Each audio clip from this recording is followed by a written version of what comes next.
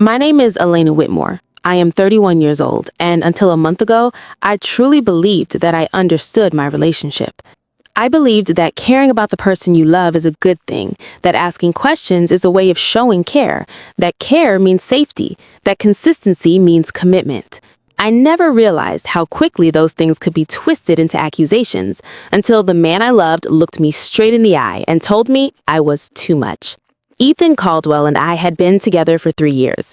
We met at the wedding of a mutual friend. It was the kind of event where you expect polite small talk, but instead it turned into a conversation that changed my life. He made me laugh within minutes. Not a polite laugh, but a real one, the kind that makes your shoulders relax without you even realizing they were tense. Within 6 months, we were talking about the future, not in grand promises, but in grocery lists, shared calendars, conversations that felt natural and unforced. Ethan worked in pharmaceutical sales. He traveled a lot for conferences, client meetings, regional trainings. I respected that. I admired his ambition. His independence was part of why I loved him. I never questioned his schedule, at least not until asking completely normal questions suddenly became a problem. It started about 4 months earlier. Small things. He came home from trips more tired than usual, and his answers were shorter. If I asked how a conference went, he would sigh, as if I were interrupting something important. What time are you getting home? Are you landing tonight or tomorrow? Have you eaten? Questions I had asked for years. Questions he had never objected to. Suddenly, they annoyed him. But I told myself I was imagining things. 3 weeks ago, everything finally blew up. It was a Tuesday night. Ethan had been in Boston for a work conference and was supposed to come home Monday evening. Instead, his flight was delayed and he returned late Tuesday afternoon. When he set his suitcase down by the door, I smiled and casually said, "How was the conference? Everything okay, even with the delay?" He snapped. "Why do you always need to know where I am?" The words hurt more than his tone. They were sharp, defensive, unfamiliar. I blinked. "I was just asking about your trip." "No," he said, his voice already irritated. "You're always checking on me. It's suffocating, smothering."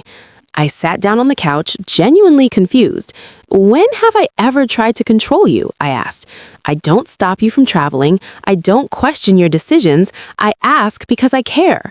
"That's not care," he said. "That's surveillance." Something shifted inside of me. I tried to explain, calmly, carefully. "That's concern, Ethan. That's partnership." He rolled his eyes. "I need space. I need you to back off." I took a deep breath. "You're right," I said softly. "I've been too controlling." The surprise on his face told me he had been expecting an argument. "Thank you," he said, sounding relieved. That night, lying in bed next to him, I made a decision. I would give him exactly what he wanted. I would stop asking, stop checking in, stop reaching. I wanted to see what would happen when I disappeared emotionally, exactly the way he said he needed. The next morning, I didn't text him good morning. When he left for work, I didn't ask about his meetings. That evening, when he came home and found me reading on the couch, he asked, "How was your day?" "Good," I replied, without looking up. Silence. He waited for more, but nothing came. And deep inside, I felt the first crack of something irreversible beginning to form. The silence did not come all at once. It crept in slowly. At first, Ethan didn't seem to notice, or maybe he did but assumed it was temporary, that I was tired, distracted, or busy. He continued moving through the apartment as if everything were normal, taking off his shoes by the door, placing his phone face down on the table, asking polite, surface-level questions that didn't require real answers. And I was still there, polite, present, but emotionally distant. When he left for work early, I didn't ask why. When he came home late, I didn't glance at the clock. When he took phone calls in another room, I didn't listen. I gave him a kind of clean space, so precise it felt almost surgical. By the weekend, he started to grow restless. He lingered at the door longer than necessary. He sat beside me on the couch and scrolled through his phone louder than usual, as if waiting for me to comment on something. When I didn't, he cleared his throat. "Is everything okay?" he asked one evening. "Yeah," I replied. "Why wouldn't it be?" He stared at my face as if searching for a crack, some point he could press into. "You've become distant." I turned the page of my book. I thought that was exactly what he wanted. He didn't say anything else. That weekend, I left. No warning, no note, no asking for permission. I packed a small bag and booked a flight less than an hour before heading to the airport. My best friend, Marcus, lives in Miami. When I called him earlier that week, my voice tense, my explanation vague, he didn't ask questions. He just said, "Go." When the plane took off, I felt lighter than I had in months. No more wondering where Ethan was. No more rehearsing conversations in my head. No more trying to care without being accused of controlling. Just distance. Marcus picked me up close to midnight. As we drove along the coastal road, he said half-jokingly, "So, you finally lost control." I smiled weakly. I paused. He laughed. And somehow that made it worse. Ethan was going to panic. The next morning, we ran along the beach, drank Cuban coffee so strong my hands shook, and spent the entire afternoon at a rooftop pool overlooking the ocean. For the first time in weeks, I posted something on Instagram, just a photo of the skyline, no caption. A few hours later, my phone buzzed. Ethan was calling. I let it ring. Another call, then a text. "Where are you, Elena? Pick up the phone." I flipped my phone face down and ordered another drink. By evening, the messages started piling up. "I came home and you weren't here. Your car is still in the parking lot.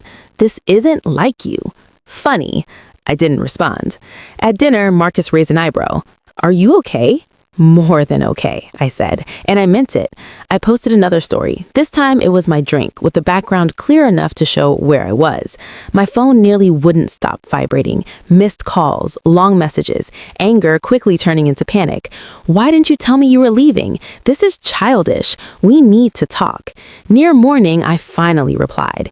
"You said I was too controlling. I thought you wouldn't mind if I didn't tell you where I was."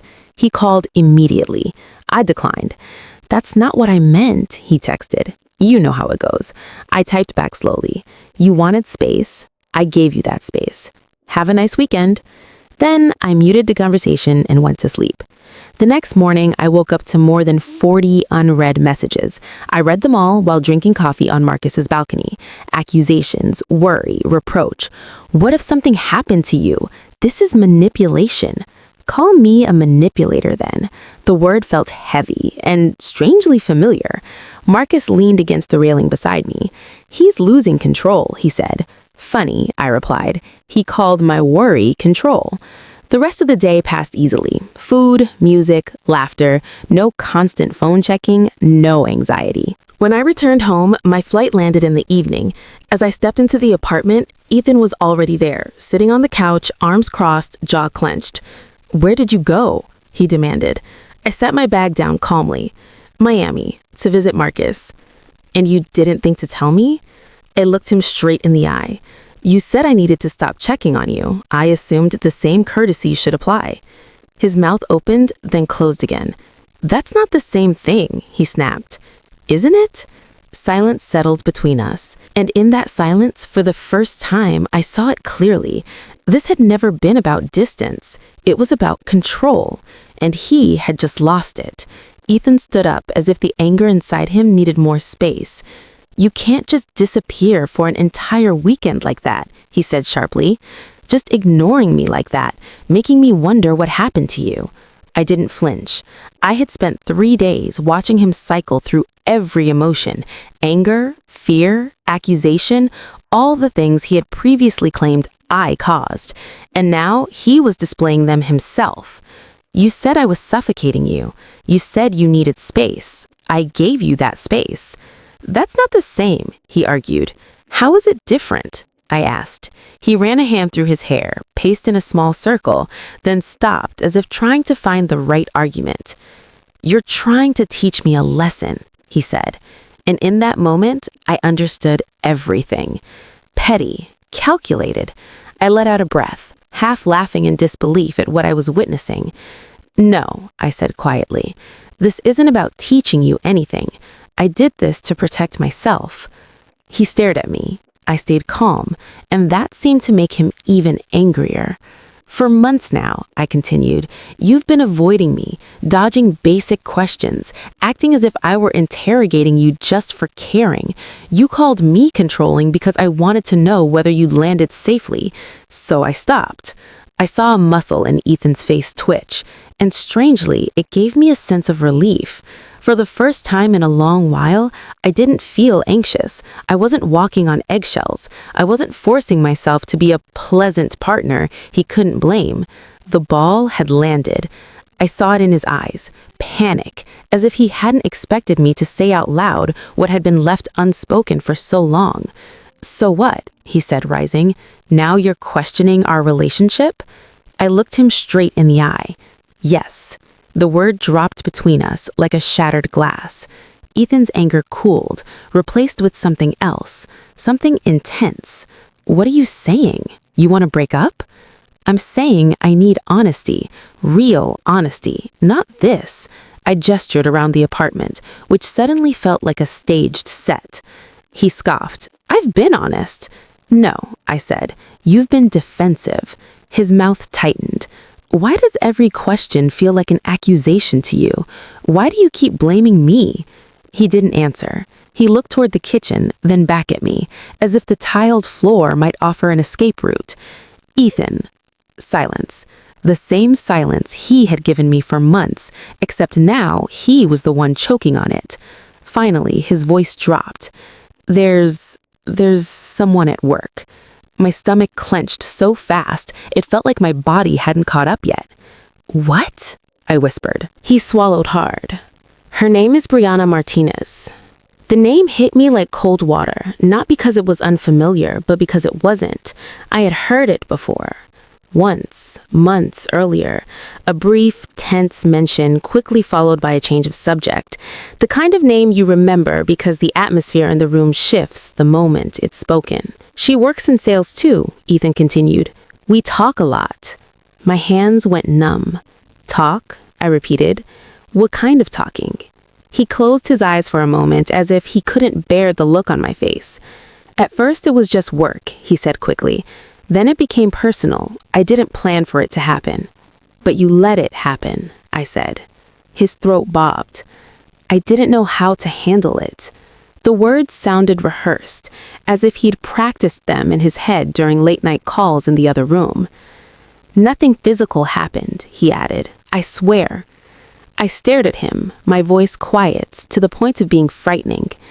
"But you wanted it to, didn't you?" He didn't deny it. He just stood there, shoulders slumped, eyes glassy, as if admitting it was easier than continuing to argue. "How long?" I asked. "A few months," he said. "Things got worse right around the time I started pushing you away." Of course, every memory rushed back. The sudden irritability, the accusations, the way he turned ordinary gestures of care into guilt. "Why?" I asked, barely recognizing my own voice. "Why did you do this instead of talking to me?" His answer was both a confession and an excuse. "Because I felt guilty," he said, "and blaming you was easier than facing what I was doing." My chest tightened. "So you turned me into the villain," I said, "so you could live with yourself." He flinched. "She's the one you text every night?" I asked. He nodded. "The long trips?" I continued, my voice calm to the point of coldness. Another nod. "The Boston conference," I said, looking straight into his eyes. "You came home a day late. Was she there?" His face tightened. "Yes." The room seemed to spin, not because I hadn't suspected something, but because the confirmation scrambled every memory in my mind. I let out a bitter laugh. "So while you were calling me controlling," I said, "you were actually emotionally betraying me."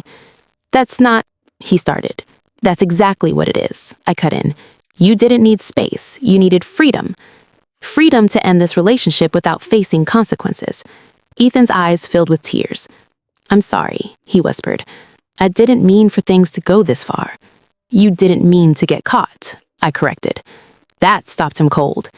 That night, we talked for hours. Not the kind of conversation couples have when they're trying to fix things, but the kind they have when they're documenting the final moments. He admitted they had crossed a line, that they had talked about what it might be like to be together. It wasn't physical infidelity, but it wasn't harmless either. At one point, I asked a question I already knew the answer to. "Do you love her?" He stared at the floor. "I don't know." I nodded slowly, as if my body were learning to accept pain as something inevitable. "That's not an answer someone in a serious relationship should give," I said. He didn't argue. By late night, we agreed on the very thing he had weaponized for months: space. Not the performative kind of space where one person is punished while the other keeps all the options, but real space. Ethan packed his things and went to stay with his sister. Before leaving, he lingered by the door as if searching for something dramatic to say, something that might soften the damage of what he had done. Instead, he only whispered, "I never meant to hurt you." I looked at him, the man I had built routines, plans, and a future around, and said the only thing that was still true. "But you did." The door closed, and for the first time in months, the apartment felt quietly peaceful, not like a punishment. Everything felt clarified. The first morning without Ethan felt strange, not lonely, just different. The apartment no longer hummed with unspoken tension, no more unfinished conversations. I didn't feel my chest tighten every time my phone vibrated. I woke up before my alarm, brewed coffee exactly the way I liked it, strong, unapologetic, and stood by the window watching the city move without worrying that someone was waiting for an explanation. In the days that followed, I didn't rush to fill the silence. I let it exist. I went to work with a level of focus I hadn't been able to access for months. I returned to the gym. I called friends I had been too busy or too drained to properly talk to. Marcus checked in every night. "Are you okay?" he asked. "I am understanding things more clearly," I replied, and I was surprised by how true that felt. Ethan texted once, then twice. Nothing dramatic, just careful, tentative messages, as if he were afraid one wrong word might break everything permanently. By the weekend, we agreed to meet. A normal cafe, midday, crowded enough to force honesty. Ethan looked tired when he walked in, thinner, as if the weight of guilt had settled on his shoulders. "I've been thinking a lot," he said after we sat down. "About us, about what I want." I nodded. "So have I." He hesitated, then took a deep breath. "I have feelings for Brianna. I don't know if that relationship will go anywhere, but I can't keep lying to you or to myself about it." There it was, clear, direct, too late. "So you want to end this?" I asked quietly. He nodded. In that nod, I didn't see happiness, but relief, the kind that comes when a decision is finally made. "I'm sorry," he said. "You didn't deserve this." I replied, "You're right, I didn't." We talked through the logistics, the lease, the furniture, even the small savings we had set aside for a future that no longer existed. It was surprisingly calm because the hardest part had already happened: the betrayal, the emotional manipulation, the moment of realization. Ethan moved out that weekend. The apartment immediately felt brighter. I rearranged the furniture, redesigned the space, bought things I truly liked without negotiating with anyone. Friends came over more often. I cooked food that felt like mine. I made plans without wondering whether wanting closeness or connection made me too much. 3 months passed. I was promoted at work, not just a raise, but the kind of promotion that confirms your intuition was right all along. I started dating again, slowly and intentionally. At first, nothing serious. Then I met Liam. He was 32, a physical therapist, honest in a way that felt grounding rather than imposing. When I asked how his day was, he answered without defensiveness or suspicion. Everything felt easy. I heard about Ethan through mutual friends. He and Brianna dated for about 6 weeks. It turned out that the thrill of keeping things secret was what had kept that relationship alive. Once everything was out in the open, they realized they didn't actually have much in common. Ethan tried to reach out once, to apologize, and to say that maybe we should talk. I didn't respond. I didn't want to be anyone's backup plan. One day, I was looking through old photos and came across pictures from that Miami trip. Marcus and I on the beach, the skyline at sunset, a drink on the rooftop, drops of water catching the light. I looked happy, truly free, and that was when I realized it. That trip had never been about revenge or teaching anyone a lesson. It was about finding myself again. When I stopped chasing, stopped proving that I was the reasonable one, stopped shrinking my care into something someone else could tolerate, he panicked. Not because he missed me, but because he lost control of the narrative. He wanted freedom without responsibility, honesty without consequences, a partner willing to wait quietly while he weighed other options. The moment I stopped playing that role, everything collapsed. Looking back, I could have recognized the signs, the defensiveness, the blame shifting, and the way he turned my concern into an excuse for his behavior.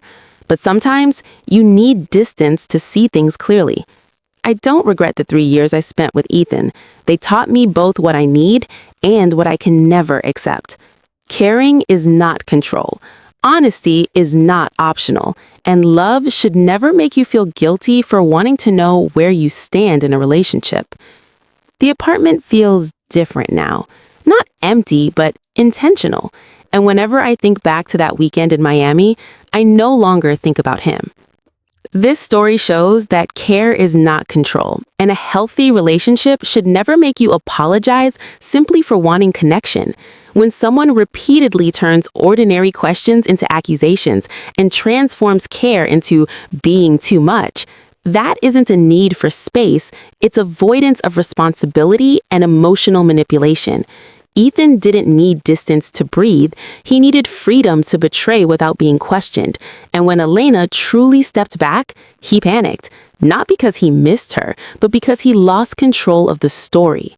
The most dangerous part of this relationship wasn't the emotional betrayal itself, but the act of blaming the other person to escape one's own guilt.